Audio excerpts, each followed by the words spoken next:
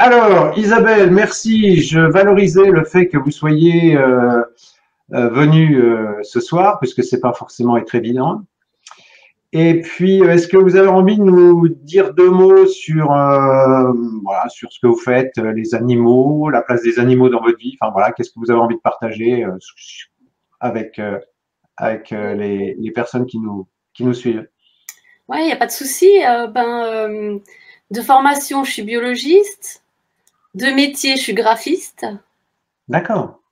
Les animaux, alors j'en ai toujours eu plus ou moins. D'abord des chats, des chiens avec mes parents. Et puis, il y a bientôt 7 ans, on a accueilli un cheval. Donc du coup, je me suis intéressée aux chevaux et j'ai toujours essayé de chercher, de faire au mieux pour eux, en fait. Donc j'ai fait une formation de shiatsu. D'accord. Et puis, suite à ça, j'ai continué à chercher, donc médecine chinoise, etc., etc. Mais c'était toujours de la médecine chinoise pour les humains, donc voilà. C'était un peu compliqué à transcrire. Enfin voilà, même si les principes sont les mêmes, c'est pas toujours très évident. Mhm. Et puis, alors sinon j'ai 2 chevaux, j'ai 2 chiens, j'ai 3 chats et 2 enfants accessoirement. C'est une tribu, quoi. C'est ça, c'est ça. D'accord. Bon, bah, c'est vachement sympa d'ouvrir la voie pour des prochaines personnes. Donc, l'idée, en fait, je sais pas si on se tutoie, ce sera peut-être plus sympa. Oui, il n'y a pas de souci, ça me va très bien. Ok. Donc, tu avais proposé le TAN, Oui. et le TAN, en fait, bah, c'est un concept qui n'existe pas chez nous. Alors, je me suis dit, si je parle du TAN, ça va pas parler à grand monde. Et si je parle des tumeurs, c'est aussi réduire que peut être le TAN. Donc, on va partir du TAN et puis on verra après comment ça se décline. Alors, tu avais des questions, par où tu veux qu'on commence? Alors déjà, peut-être pour commencer, où se crée le TAN? D'accord, Enfin, quel organe le produit finalement? d'accord. Alors, j'avais préparé quelques bulles ici. Alors, pour les nouveaux, j'ai pour habitude de partir évidemment des 5 éléments. Et à chaque élément, vous avez un organe qui est associé. Alors, je le répète à chaque fois, comme ça finira par rentrer. Donc, vous avez le bois et le foie, vous avez le feu et le cœur, vous avez la terre et la rate, vous avez le métal et le poumon, et vous avez l'eau et les reins. Donc ici, ce qui nous intéresse particulièrement, puisque la question c'est d'où vient le TAN.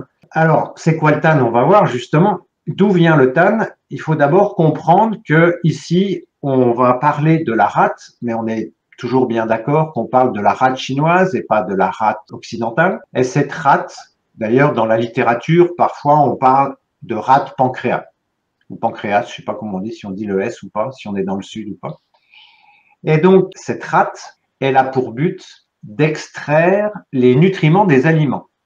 C'est-à-dire que vous avez l'estomac, j'aurais pu faire une bulle ici avec l'estomac. L'estomac envoie les aliments donc dans la rate, et ensuite la rate, elle, doit extraire les nutriments des aliments. Ça, c'est quand tout se passe bien. Et à partir de ce moment-là, ici, la rate va produire une énergie qu'elle fait monter au poumon, ce qu'on appelle aussi, pour les plus avancés, c'est ce qu'on appelle le yang clair. Et vous avez bien évidemment des déchets, et ces déchets descendent, ensuite seront séparés par l'intestin grêle et puis éliminés par le gros intestin et vessie. Et ça, ces déchets, c'est ce qu'on appelle le yin trouble. Donc, quand tout se passe bien, que la rate a un bon niveau d'énergie, eh bien, les aliments arrivent, la rate extrait les nutriments des aliments, la bonne énergie monte et les déchets descendent. Ça, c'est quand tout va bien. Sauf que, dans certains cas, le niveau d'énergie de la rate ne va pas être suffisant et à ce moment-là, vous allez avoir des déchets qui vont s'accumuler dans la rate. Voilà. Et ça, chez les humains, vous le voyez facilement, puisque si vous tirez la langue, eh bien, la langue peut être tartinée de ce qu'on appelle un enduit, c'est ce qu'on dit avoir la langue chargée. Alors, c'est pas systématique, mais ça peut être une des manifestations, et en particulier un enduit au milieu de la langue. Donc ça, c'est quand la rate ne fonctionne pas bien, qu'elle manque d'énergie et que les déchets s'accumulent. Donc, pour répondre concrètement à ta question, eh bien, le TAN, c'est pas compliqué, il vient des aliments.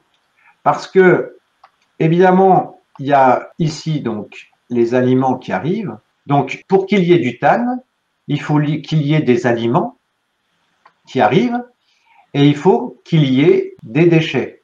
Ici, c'est ce qu'on appelle, enfin, les déchets qui sont dans la rate, on les appelle pas encore du TAN. C'est quand ils vont se promener qu'on va appeler ça du TAN. En fait, le TAN, c'est des aliments qui sont mal métabolisés, plus, je dirais, une énergie insuffisante de la rate. Voilà. Jusque-là, est-ce que je suis clair?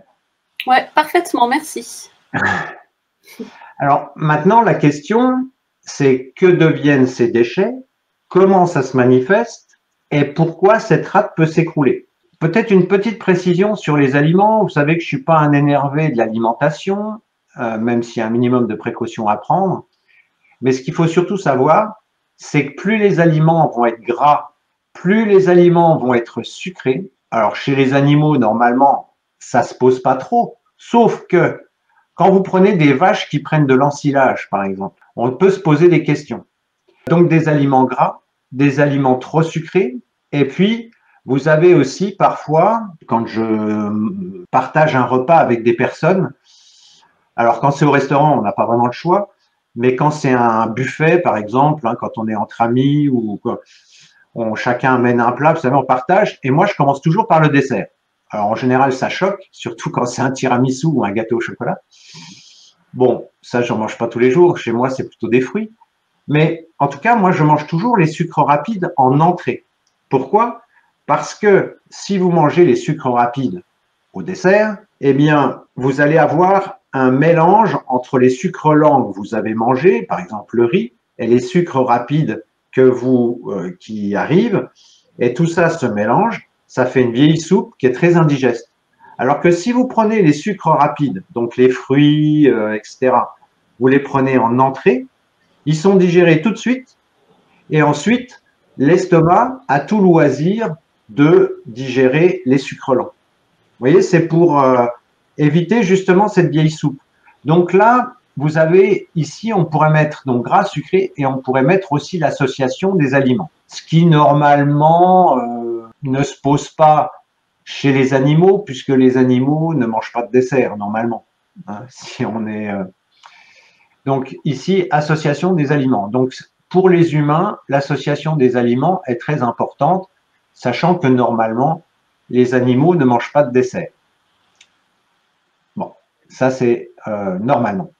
Une petite précision sur le gras, puisque ça nous renvoie à cette mode en ce moment qui est de donner de l'huile. Donc on peut se poser la question, ok, dans l'huile il y a des oméga 3, 6, 9, 12, très bien, ouais, mais si vous donnez de l'huile à un animal qui n'est pas capable de métaboliser l'huile, vous allez aggraver la quantité de déchets et donc vous allez produire du TAN. D'où je dirais pas ma réticence, mais je mets toujours des bémols sur des modes parce que, bon, peut-être que les oméga 3, 6, je sais pas quoi, sont intéressants, mais si vous avez un animal qui a une rate faible, ça va être une catastrophe. Alors, je parle même pas des chevaux. Hein, la mode qui consiste, alors je sais pas d'où ça sort, ça, mais la mode qui consiste à donner de l'isio 4, en plus de l'isio 4, alors je pense qu'à mon avis, je sais pas de quelle marque c'est, ils ont dû faire une étude, vous savez, maintenant c'est très tendance de faire des études, je vous en parlerai un jour, parce que j'ai fait faire une étude un jour pour un produit Animotao. Et en fait, eh bien, je pense que c'est la marque qui a dû faire une étude, et puis dans une étude, bah, il suffit d'orienter les informations, et puis on fait dire à l'étude ce qu'on veut. On en a eu un exemple ces dernières années. Donc le gras pour les chevaux, même pas en rêve, quoi. Mais c'est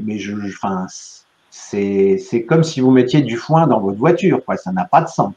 Un herbivore ne peut pas métaboliser l'huile.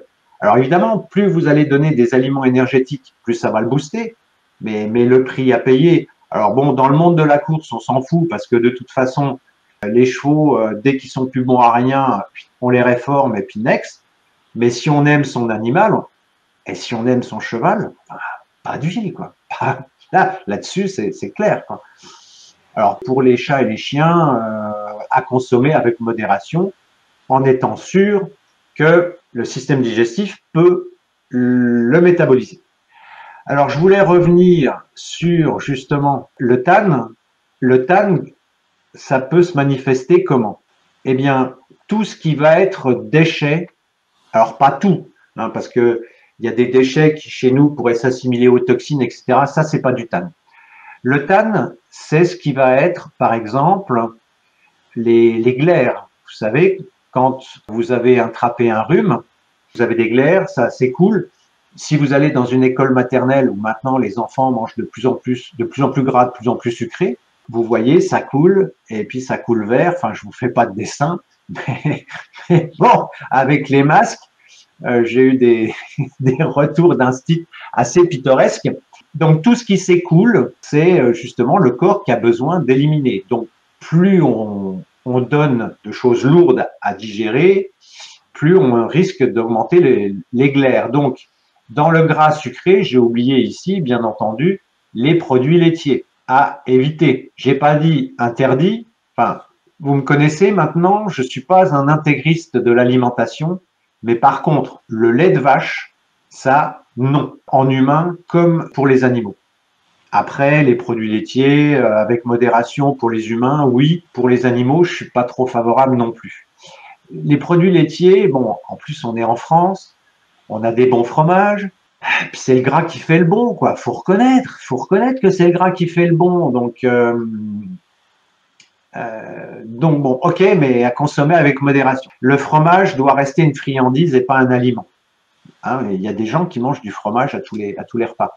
De la même façon, quand vous donnez les croûtes de fromage à votre chien, par exemple, en général, ils adorent ça pour deux raisons. C'est gras et c'est salé. Pareil, les croûtes de fromage, nous, on est dans le pays du comté. Alors bon, le comté, il y a beaucoup de croûtes, mais bon, une petite croûte, d'accord, mais voilà, ça doit rester vraiment une friandise exceptionnelle. Donc les produits laitiers, là encore, à consommer avec modération. Alors le sucre, je dis, ouais, le sucre, il y a très très longtemps, j'avais vu une cavalière qui stressait, c'était à l'époque où je faisais un petit peu de recherche en acupuncture sur les chevaux, il y a très longtemps, et elle était tellement stressée pour son cheval, elle lui donnait des sucres. Vous savez, des sucres blancs carrés, là. Mais non, faut éviter, quoi. Faut éviter. Il y a même des naturopathes qui mettent des réserves par rapport aux carottes ou aux patates douces parce que c'est très sucré. Après, je sais pas, mais en tout cas, le sucre blanc raffiné, là, non, surtout pas, surtout pas. Alors le TAN, on en revient à nos moutons.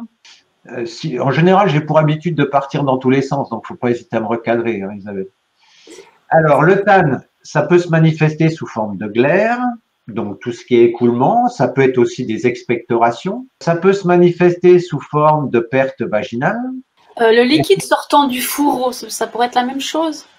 Enfin, c'est une substance un peu grasse comme ça. Non, je suis pas sûr. Parce que mon cheval, il fait ça, mais c'est typiquement justement au printemps, quand il y a de l'humidité dans l'herbe, etc. Non. Ça n'a rien à voir. Je serais plus, si ça reste physiologique, c'est pas du TAN. Même si un liquide physiologique peut s'épaissir et se transformer en TAN. Vous en avez peut-être fait l'expérience quand vous avez eu un rhume qui se transforme en toux, et cette toux, on a le sentiment d'avoir des glaires en petite quantité qui sont collantes et qu'on n'arrive pas à expectorer. Et en général, on prend un fluidifiant. Ben ça, ce sont les liquides organiques du poumon qui se sont épaissis avec la chaleur et on appelle ça du TAN. Mais c'est un cas particulier. Moi, ce soir, je préférais qu'on ait cette vision du TAN associée à un mauvais fonctionnement de la rate qui est en relation aussi avec l'alimentation. Si déjà vous comprenez ça, ça sera bien. Après, on pourra éventuellement envisager d'autres formes de TAN qui sont un petit peu particulières. Donc, on a dit les glaires, les expectorations, les pertes vaginales. Et si vous vous souvenez, j'avais fait une vidéo sur les masses diverses et variées avec mon histoire de castor. Enfin, je pensais que c'était un castor, mais j'avais mis une image de marmotte. Je me suis trompé. Donc, tout ce qui est masse, diverses et variées, c'est-à-dire, on peut parler de lipome, on peut parler de tumeur, on peut parler de kyste. Tout ça, c'est du TAN. Il est produit par la rate et ensuite, on va voir qu'il peut aller se promener un petit peu partout dans le corps. Et puis, vous avez quelque chose, alors qui n'est pas forcément décrit dans la littérature chinoise, mais dont on peut tenir compte quand même, c'est ce qui correspondrait chez nous au cholestérol. Vous savez, il y a des gens qui disent, mais je fabrique du cholestérol. Bah oui, c'est plutôt bien, puisque le cholestérol, ça sert de rustine pour les artères. Quand on supprime le cholestérol, bah, les gens n'ont plus les artères qui se bouchent, mais ont les tuyaux qui pètent. Donc bon, le bénéfice, il n'est pas forcément évident. Mais en tout cas, si vous mangez très gras, si vous mangez beaucoup de fromage, etc., vous allez produire du cholestérol. Enfin, voilà, vous pouvez produire du cholestérol. Alors, on dit toujours, oui, mais moi, je fabrique du cholestérol, puis il y a le bon, puis il y a le mauvais, machin. Le cholestérol, c'est la bouteille à l'encre. On va dire que si vos artères se bouchent d'une façon excessive, on est dans le cadre du TAN. Voilà, on va faire simple, parce qu'après, on partirait dans des querelles de chapelle dans lesquelles j'ai pas envie d'aller. Hein, c'est des artères qui se bouchent anormalement, on est sur du TAN. D'où l'intérêt de réduire tout ce qui est gras, sucré, etc. Voilà. Juste une petite question. Quand on parle d'humidité, ça n'a rien à voir avec le TAN? Ou c'est un équivalent? C'est une très bonne question. Ça a à voir avec le TAN.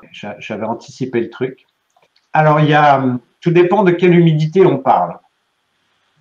Parce que en médecine chinoise, on emploie le terme humidité pour ce qui est de l'humidité externe, le brouillard, par exemple.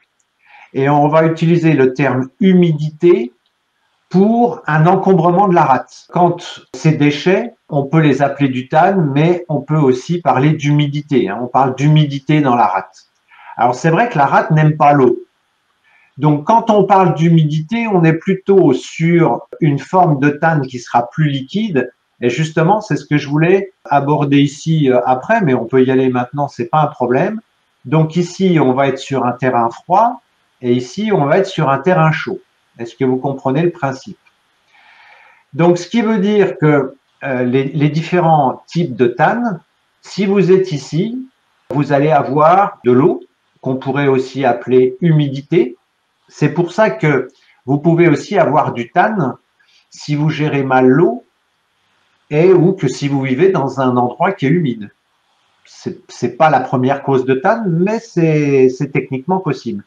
Donc de l'eau ou de l'humidité. Et à ce moment-là, alors c'est pas forcément évident à imaginer que l'eau puisse s'épaissir, mais ici, on va être sur des écoulements qui vont être liquides. C'est ce qu'on appelle du TAN yin.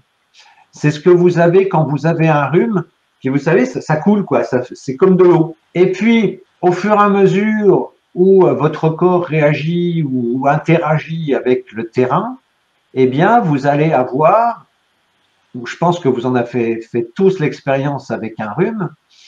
Ici, on va être toujours, on va dire, sur quelque chose d'humide, mais ici, on va être sur un liquide visqueux plutôt transparent. Alors, on est toujours dans le tannin, mais on voit que ça a évolué. Et puis, ce tan peut encore évoluer, et à ce moment-là, ça va devenir plutôt blanc, blanc un peu comme les Chinois disent comme du fromage de soja. Donc là, c'est blanc et un peu épais. Et puis, si votre rhume se transforme en sinusite, eh bien, vous en avez peut-être fait l'expérience. Là, vous allez avoir un écoulement qui va être jaune, jaune-vert, voire nauséabond. Quand les chevaux font des sinusites, souvent les propriétaires décrivent une odeur nauséabonde. Parfois, ça peut être très nauséabond, hein, fortiori s'il y a une nécrose des tissus. Alors ça, c'est vrai aussi si on regarde la langue. Et d'une façon ultime, et là, le pronostic n'est pas forcément très bon, vous avez là, vous allez vers le noir. Quand vous trouvez quelqu'un qui a un enduit noir, je parle pas parce qu'il a mangé des olives ou d'usant, mais s'il a un enduit noir naturellement, le pronostic est pas très bon. Voilà. Donc ça, pour parler d'humidité, donc quand on dit d'un animal ou d'une personne qu'elle a de l'humidité dans la rate, parce que le fromage, on appelle ça aussi de l'humidité. C'est-à-dire que quand vous avez quelque chose en trop dans la rate, moi j'ai appelé ça des déchets. Ces déchets, en chinois, on les appelle du tan, mais dans certains livres, vous pourrez trouver aussi ici ces déchets qu'on appelle de l'humidité. Et c'est pour ça que souvent, les étudiants font la confusion parce qu'ils confondent cette humidité avec l'humidité du brouillard. Il y a souvent une confusion par rapport à ça. Mais quand on parle d'humidité dans la rate, il faut juste comprendre qu'il y a quelque chose en trop dans la rate qui ne devrait pas être là. En l'occurrence, ces déchets. Alors, puisqu'on est sur mon échelle de température, on va aller aussi, là, on a vu la texture et la couleur, mais enfin, on peut aller aussi, ici, donc, on a dit qu'on allait vers l'eau, et puis de façon ultime, ici, on va être ici sur les tumeurs, voire sur les calculs, les lithiases. Donc, ça veut dire que du tan, on peut partir de quelque chose de très liquide qui, avec le temps, va s'épaissir et peut devenir très dur. Vous avez des tumeurs qui parfois sont dures comme de la pierre, sans que ce soit des cristaux de quelque chose. Simplement, on a des tissus qui sont très durs, quoi. Et à la palpation, on le sent, c'est très dur. Donc, plus vous allez avoir un terrain chaud, plus vous allez favoriser, je dirais, l'épaississement du tan, et plus le tan va être dense, quoi.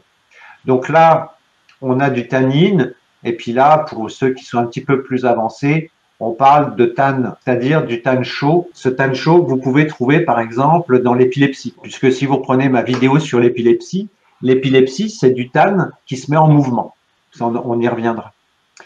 Voilà, donc ce qu'il faut comprendre, c'est que le tan peut prendre différentes formes, du plus liquide transparent qui ressemble à de l'eau, jusqu'à des cailloux qui peuvent être ou une couleur blanc, jaune, noir. Vous voyez, donc en fait, suivant là où on en est dans le processus et suivant le terrain sur lequel on est, ce processus peut prendre plus ou moins de temps.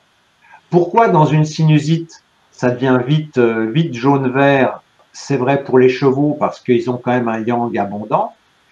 Et donc, s'ils ont par exemple eu un petit rhume qu'on n'a pas forcément vu passer, hop, ça s'est transformé. Et la chaleur, elle vient d'où? Eh ben, la chaleur, elle vient du foie. Et en général, chez les humains, une sinusite, ça correspond toujours à de la chaleur qui vient du foie, donc de la colère. En général, quand on a une sinusite, ou les gens qui font de la sinusite chronique sont en colère pour une raison qui leur appartient, mais qui amène le terrain à devenir chaud et puis à se manifester au niveau du nez et des sinus.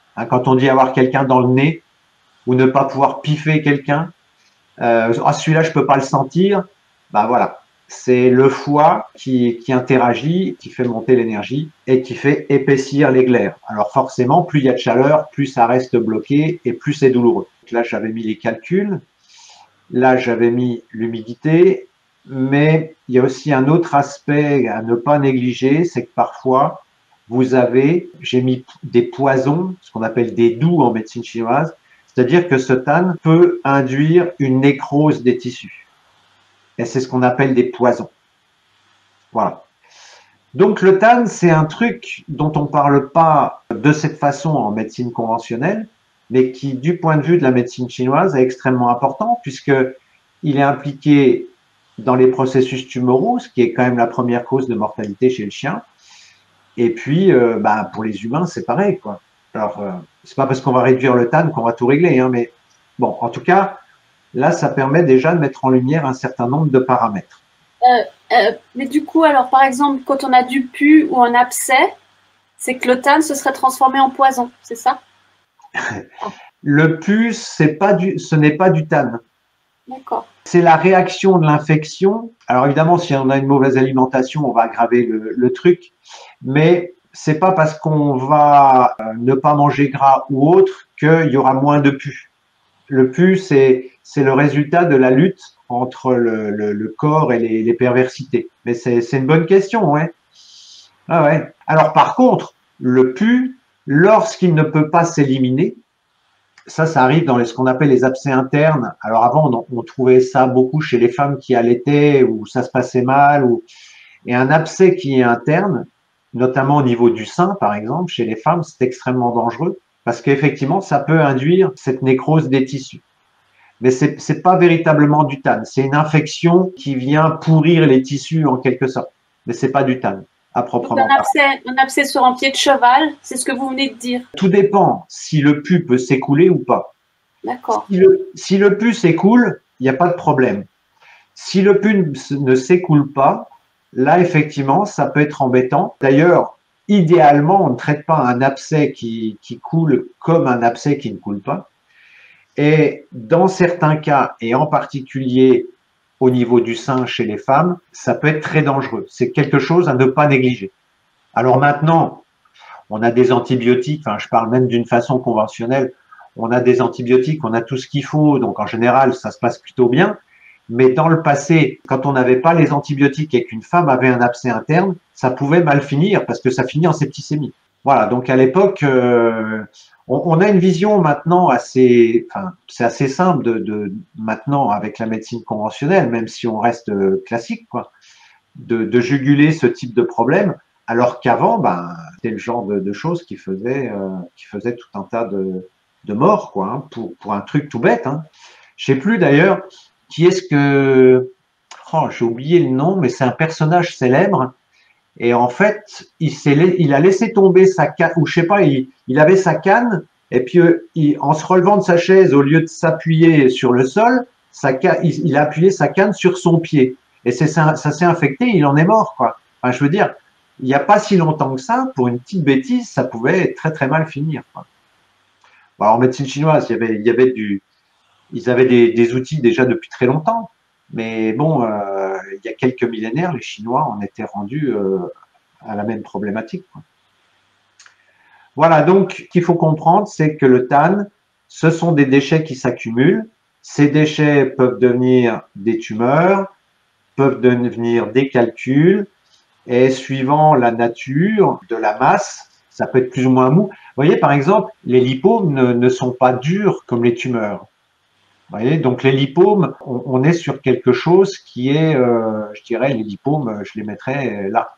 Alors les lipomes, ça fait partie des grandes énigmes. J'ai remué ciel et terre pour trouver une solution. C'est décrit dans la littérature et chez les animaux, ça ne répond pas et je ne comprends pas pourquoi. Ça, c'est lipome. Ah oui, ici, dans les tumeurs qu'on rencontre souvent aussi, alors, on va pas chipoter, moi j'appelle ça plutôt des masses, je préfère appeler ça du TAN, mais par exemple les épulisses. Vous voyez, les épulisses, ce sont des excroissances que vous avez, enfin que le chien a au niveau des gencives. Ça, c'est quand même assez fréquent. C'est aussi classé dans la rubrique tumeur. C'est aussi du TAN. Et c'est pareil, lipome et épulis, ça répond pas. Vous voyez, c'est assez étrange parce que le produit qu'on a pour gérer les tumeurs ne répond pas sur les lipomes et sur les épulis et je ne comprends pas pourquoi. On a encore plein de choses à découvrir. Est-ce que c'est clair jusque-là? Oui, jusque-là, c'est tout bon.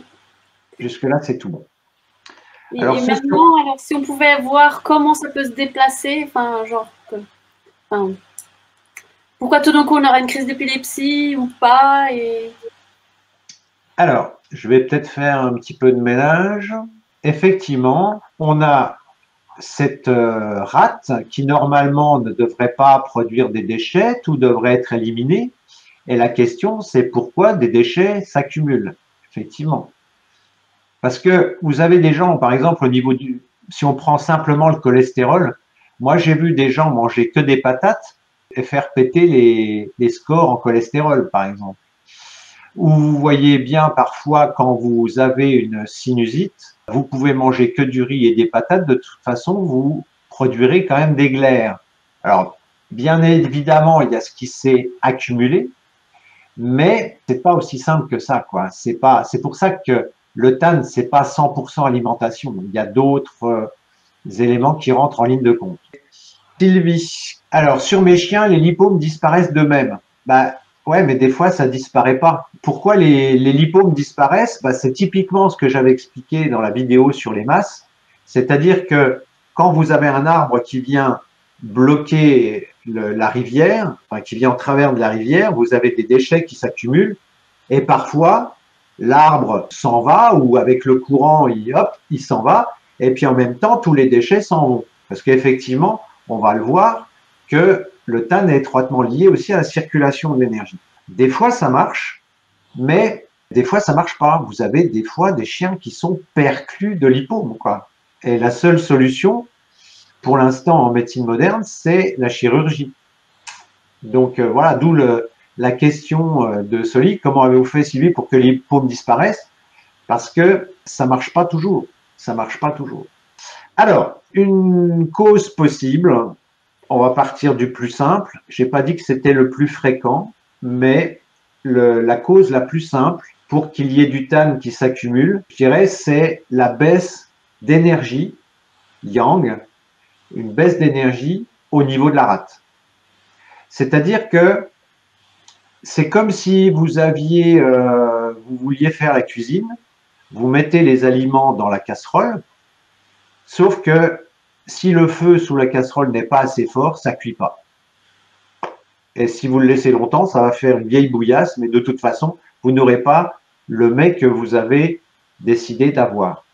Donc ici, vous voyez que au niveau du yang, pardon, vous avez une baisse du yang par rapport au yin. Ça veut dire que l'énergie de la rate va diminuer. Et à partir du moment où la rate ne fonctionne pas bien, vous allez avoir des déchets qui vont s'accumuler. Voilà, tout simplement. Un petit peu comme si vous disiez, je sais pas moi, une pompe pour éliminer les déchets ou je sais pas, votre chasse d'eau qui fonctionne pas assez, qui est pas assez puissante, bah vous allez avoir des déchets qui vont s'accumuler. C'est un petit peu la même chose. Hein, voilà. Ça ne s'élimine pas. Donc ici, on est sur une déficience de yang. Et la question maintenant qu'on peut se poser, c'est d'où peut venir cette déficience de yang?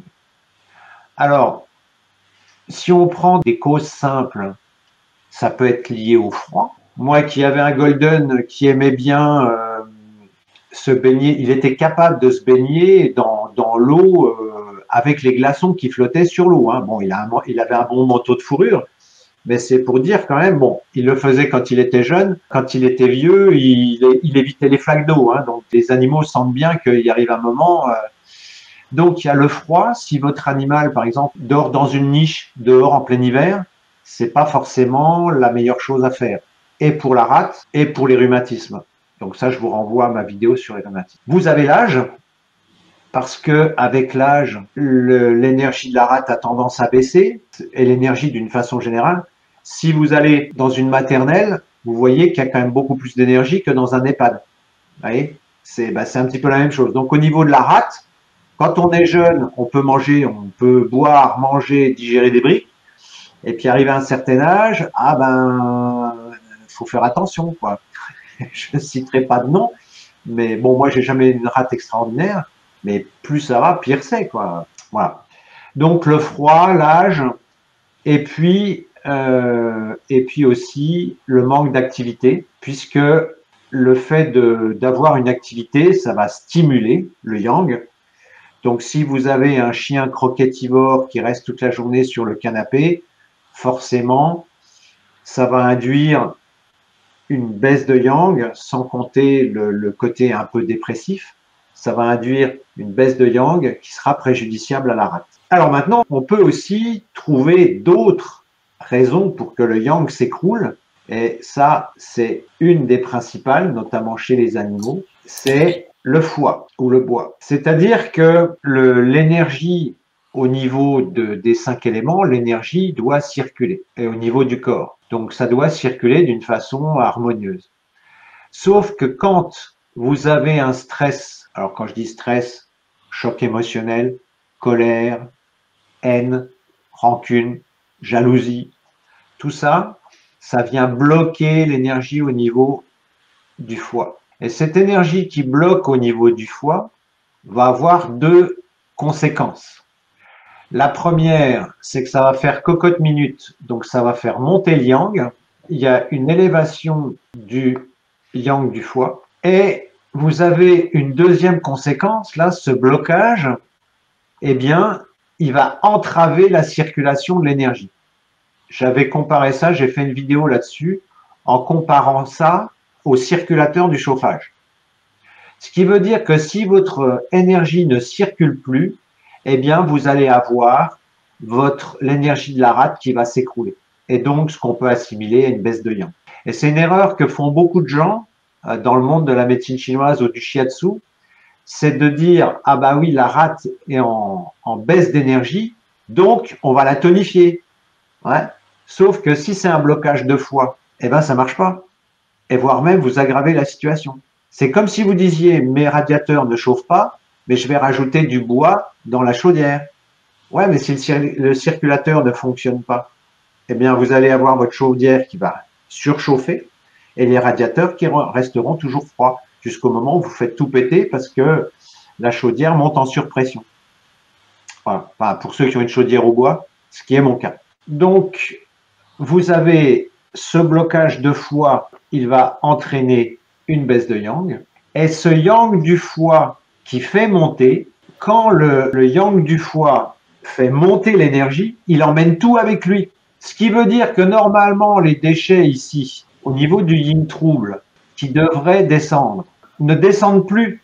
Sous l'action du yang du foie, ces déchets vont monter. C'est pour ça qu'on en retrouve beaucoup au niveau de la tête avec les otites, les sinusites et autres éclairs, etc. Donc tout ce qui monte anormalement alors que ça devrait descendre est lié au foie.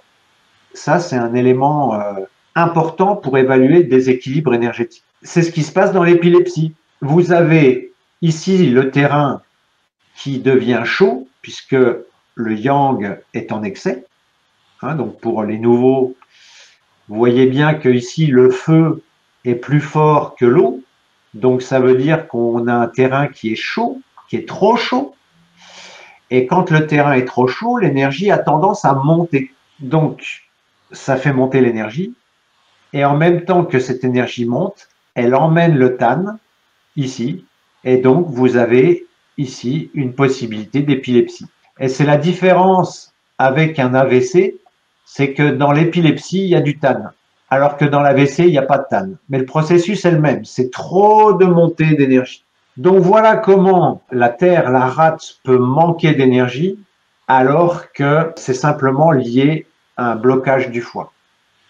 Et là, les causes émotionnelles, eh bien, on est plutôt sur ce qu'on va dire de la colère, qui est un terme générique, puisque colère, frustration, insatisfaction, voilà, tout ce qui vient contrarier va être propice au blocage du foie. Vous savez, c'est pas compliqué, je viens de dire le blocage du foie, quand on dit ça me gonfle, bah, à chaque fois que vous avez un truc qui vous gonfle, ça contribue à bloquer l'énergie au niveau du foie. Donc sur des processus qui prennent des années, ben, ça peut être embêtant. Et à un moment donné, c'est la rate qui s'écroule. Et la rate qui s'écroule, bah, c'est propice au tan. Alors, comme en plus, ici, on a un blocage d'énergie, là, si on combine le foie qui régit aussi la sphère gynéco, eh bien, par exemple, ça peut être l'occasion d'avoir des kystes aux ovaires ou des fibromes, par exemple. Tout ça, fibrome, c'est une combinaison d'un blocage de foie et d'une accumulation de tan. L'endométriose, ce serait la même chose? Dans l'endométriose, a priori, il n'y a pas de tan, il y a un problème de circulation d'énergie et souvent de circulation de sang. Alors le point commun, c'est qu'il y a un blocage de foie. Dans l'endométriose, il y a toujours un blocage de foie qui va se manifester par un problème de circulation d'énergie et par un problème de circulation de sang. D'accord. Mais le foie est impliqué. Ouais. D'accord. Et si, par exemple, le tan peut aussi produire des calculs, c'est ce que tu as dit tout à l'heure. Ouais. C'est aussi lié à l'énergie du foie, enfin la circulation de l'énergie du foie, aussi pareil. Okay. Sauf que les calculs, c'est le foie qui vient non pas perturber la rate, puisqu'en fait, dans les calculs, on parle de TAN, mais c'est pas du TAN au sens alimentation, déchets alimentaires, on va dire. C'est le foie qui vient perturber le fonctionnement des reins, et à ce moment-là, on a des calculs. Mais c'est un peu le même processus. Ce sont des déchets qui s'accumulent au niveau des reins, qui ne sont pas éliminés et qui vont au fil du temps s'accumuler. Ouais, c'est plein de questions intéressantes. Hein. Quand vous avez ici les reins, si le foie vient bloquer ici les reins, vous avez accumulation de déchets. Et dans ce cas-là, ce n'est pas des déchets. Alors après, évidemment, il y a quand même une composante alimentaire qui intervient, mais elle est anecdotique. Et là, c'est surtout les déchets vont se manifester sous forme de calcul. Alors après, on va vous dire, ouais, mais il faut manger moins de ceci, plus de cela.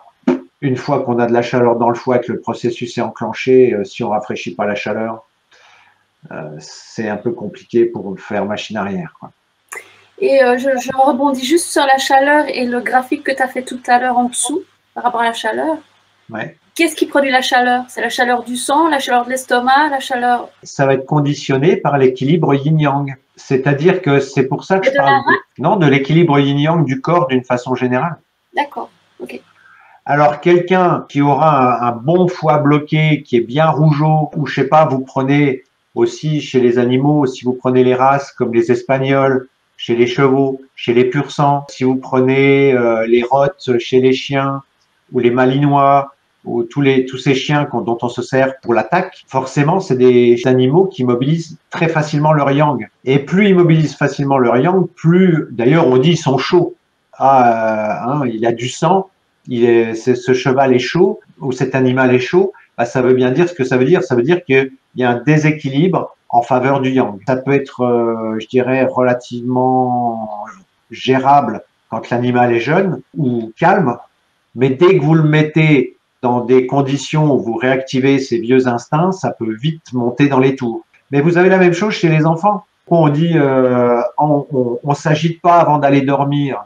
Vous savez, les jeunes enfants, vous avez vu des jeunes enfants qui, avant d'aller à la sieste, vous jouez, vous avez des jeux physiques, l'enfant s'excite, et vous voyez que son yang est vite mobilisé, il devient tout rouge, et puis au moment de dormir, il peut plus, parce que le yang continue. Pourquoi? Parce que l'enfant n'a pas un yin qui est suffisamment manifesté pour venir contrôler ce yang. Donc il y a certains animaux qui ont plus de yang que d'autres, ou qui mobilisent le yang plus que d'autres, et si on est dans quelque chose comme, alors là ici, j'ai pris l'exemple où ici, on a un excès de yang ici, donc qui va déjà renforcer la chaleur, et puis on a une déficience de yin ici. Alors on peut avoir que la déficience de yin, mais chez un animal, par exemple un malinois ou un chien très agressif, pour tout un tas de raisons, je ne parle pas spécifiquement de la race, ça peut être… Eh bien, plus il va avancer en âge, plus il va voir son yin diminuer, puisque le vieillissement, c'est le yin qui diminue. Et plus vous allez l'exciter, ou moins il va être équilibré dans sa tête, plus il va mobiliser le yang facilement. Et donc, vous voyez qu'après, vous avez un différentiel qui va être d'autant plus important. Donc ça, plus le différentiel ici est important, plus le terrain va être chaud. En fait, ce qui fait le terrain chaud, c'est le rapport entre le yin et le yang. En général, dans les couples, c'est typique, il y en a un qui veut une couette et puis l'autre qui en veut pas. Il y en a un qui veut dormir à la fenêtre ouverte, l'autre pas. Et vous avez des animaux qui aiment bien dormir dehors ou qui, à certains moments, ont besoin de se rafraîchir, s'allonger dans l'herbe comme ça, notamment quand ils ont de la chaleur dans l'estomac. Et puis, vous avez des animaux qui vont préférer être devant le poêle. Vous voyez, donc, ça, il suffit de faire une réunion entre amis et puis vous voyez, alors il y a celui qui veut ouvrir la fenêtre, il y a celui qui veut la fermer, il y a celui qui veut un pull, il y a celui qui a un t-shirt qui dit il fait trop chaud ici. Vous voyez, et chez les animaux, c'est exactement la même chose. Donc, il y a des caractéristiques liées à la race, liées à la taille aussi, puisqu'un petit chien aura moins de résistance qu'un gros chien, ou comme un golden, ou je sais pas, ou un Leonberg, ou un Terre-Neuve. Vous voyez, ils ont un manteau de fourrure, ils sont équipés pour aller dans l'eau froide. Donc, fatalement, dès qu'il fait un peu chaud dehors, les pauvres, ils souffrent, quoi. Hein, c'est comme si nous, on se promenait avec un manteau de fourrure en été. Donc il y a les caractéristiques du chien d'un point de vue physique, d'un point de vue émotionnel, et puis là où il en est aussi dans son équilibre yin-yang sur un plan physique. Et la combinaison de tout ça va faire qu'on va avoir des terrains qui vont être plus ou moins chauds ou plus ou moins froids, selon l'angle sur lequel on regarde, quoi. Alors, il y a Emmanuel qui nous pose une question. Les mélanomes chez les chevaux, c'est du tan aussi? Si oui, pourquoi? Surtout chez les gris. Non, les mélanomes, ce n'est pas du tan. Les mélanomes, c'est à voir avec le sang. Dans le mélanome, il y a un problème de circulation du sang, il y a un problème de chaleur dans le sang, il y a un problème de sécheresse du sang, et il y a un problème de poison qui s'accumule. Donc, ça m'a pris beaucoup de temps pour trouver la clé, parce qu'il y a beaucoup de paramètres. Alors, pourquoi chez les gris? Ben, justement, là, quand on parle de tempérament, vous savez, c'est comme chez les humains, vous avez des gens qui ont le teint plutôt pâle et puis qui vont avoir des problèmes dermato, et puis il y a des gens qui ont plutôt le teint rouge, et puis des gens, tout le monde n'a pas la même texture de peau, etc. Et tout le monde ne réagit pas de la même façon quand les personnes vont au soleil. Alors chez les chevaux gris, ben, il doit y avoir un truc qui les rend plus sensibles, mais quoi, je sais pas quoi. Ça c'est même en médecine chinoise, si on prend les humains par exemple, j'ai pas d'informations sur les différentes textures de peau par exemple. J'ai pas ça. On va effectivement parler si la personne a le teint rouge ou a le teint pâle, qui est un peu compliqué à voir chez un chien ou un cheval, mais sur les différentes textures de peau par exemple, il y a pas d'informations. Donc je sais pas. Donc pourquoi les chevaux gris? Je sais pas. Je sais pas. Il y a encore des choses qui nous échappent. Bon, l'important, c'est de le savoir et puis de faire attention, quoi, et de surveiller. Mais vous voyez que là, en termes de prévention, ben, si on veut raisonner solution maintenant, ben, vous voyez que le premier élément auquel il faut faire attention, alors je hiérarchise pas, mais il y a l'alimentation, puisqu'en général, c'est la première chose à laquelle les gens pensent, ce qui n'est pas forcément le paramètre le plus important. Il y a 2, l'aspect émotionnel.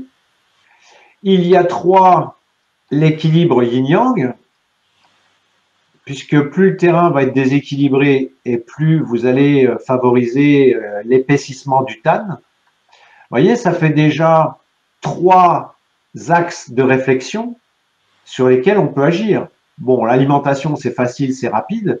L'émotionnel, c'est un petit peu plus compliqué, surtout quand il y a eu des traumatismes chez l'animal qui ont été un mauvais sevrage ou un animal qui a été mal nourri parce qu'il était un peu plus chétif et puis il avait moins accès au lait, etc.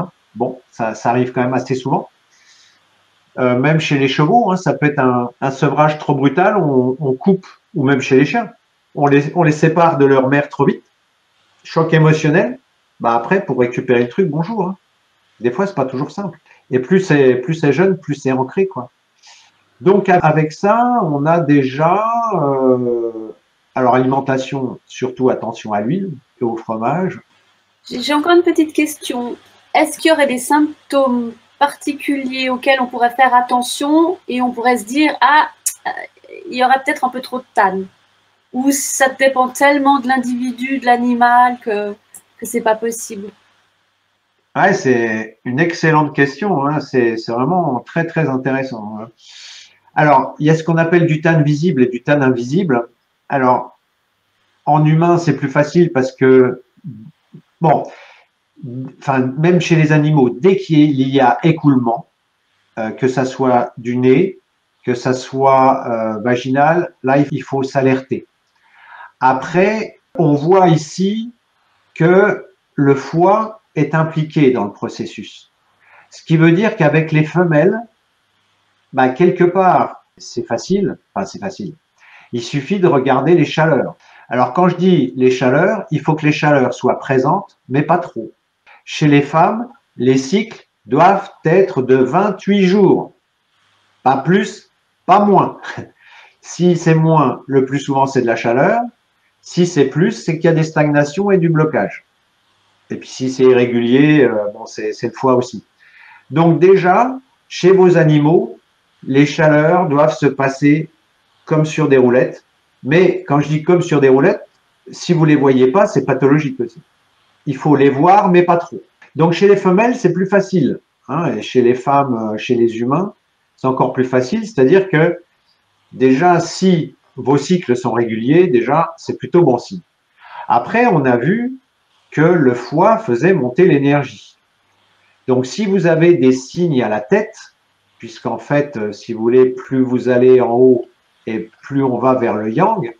Donc, si vous avez des signes au niveau de la tête, que ça soit des céphalées, que ça soit, alors chez les humains, ça peut être les yeux rouges. On le sent aussi, hein, enfin plus les ostéos d'ailleurs, arrivent à détecter justement quand la tête est en surpression. Donc ça, c'est des signes aussi qui sont peut-être un petit peu moins évidents, mais on voit qu'un foie bloqué, de toute façon, ça donne un côté ronchon. Donc, si vous avez un animal qui est ronchon, ou un humain qui est Ça marche ronchon, aussi pour les collègues, du coup.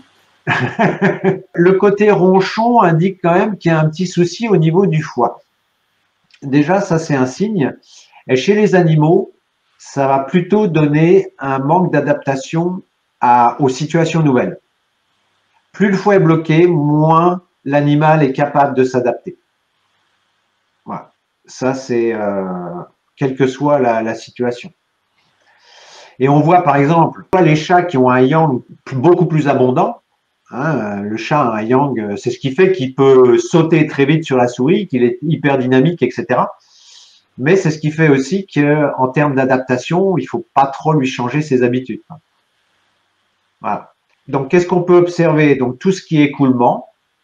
Au niveau des masses, ben, c'est toujours intéressant aussi de palper son animal. Alors, parfois, on a des masses au niveau du foie qui sont derrière le foie et qu'on ne peut pas détecter. On a, alors je ne sais pas dans quelle mesure c'est luxueux ou pas, mais j'avais, plutôt que d'aller chez votre véto pour rien une fois par an, ben, vous pouvez faire prendre la tension à votre animal. Ça, c'est une bonne chose qu'on fait peu. Et puis, pourquoi pas une petite échographie? Ça pourrait faire partie, pour moi, je pense, du panel des choses qu'on pourrait faire régulièrement, qu'on ne fait pas en humain d'ailleurs, hein, parce que on n'a pas cette habitude. L'échographie, alors les femmes, on leur fait faire des mammographies, mais ça c'est traumatisant et à consommer avec modération. Il y a aussi, ouais, c'est une bonne, vraiment une bonne question, là.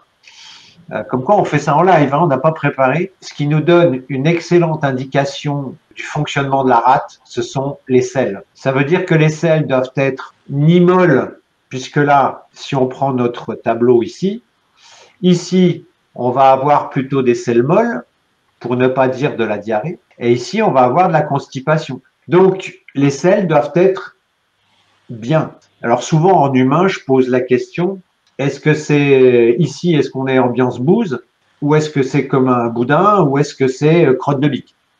Comme ça, les gens, il leur faut des repères, parce que si vous posez la question en direct, les gens vous disent, mais non, mais mes selles sont normales. Bah oui, la personne fait des bouses depuis 50 ans, donc il y a plus rien qui la choque. Et elle trouve ça normal. Donc là, on a vu le foie. Donc le foie, les chaleurs et le côté comportement. Et au niveau de la rate, on peut observer les selles. J'ai fait une vidéo, 5 trucs pour voir si votre animal digère bien. Eh bien, les selles, c'est vraiment le bon indicateur. Ça doit être, au niveau de la consistance, ça doit être ni trop humide, ni trop sec. Parce que ça, même les crottins trop humides, on l'a aussi, hein, chez les chevaux. Et puis, l'odeur. On n'en a pas parlé ici, mais ici, on va être, quand on est dans le froid, on est à peu d'odeur, alors qu'ici, on va avoir une odeur forte. Et plus on va vers la chaleur, plus l'odeur est nauséabonde. Donc, si vous avez des selles qui sont, enfin vous ou votre animal, alors c'est normal que les selles, c'est pas du numéro 5, hein, donc c'est normal qu'il y ait une odeur.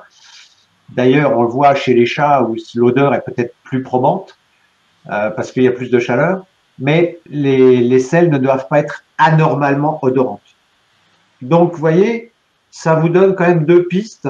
Si vous surveillez l'alimentation, si vous surveillez le foie avec les chaleurs et le comportement, et éventuellement une petite palpation, et puis voir aussi si l'énergie circule bien.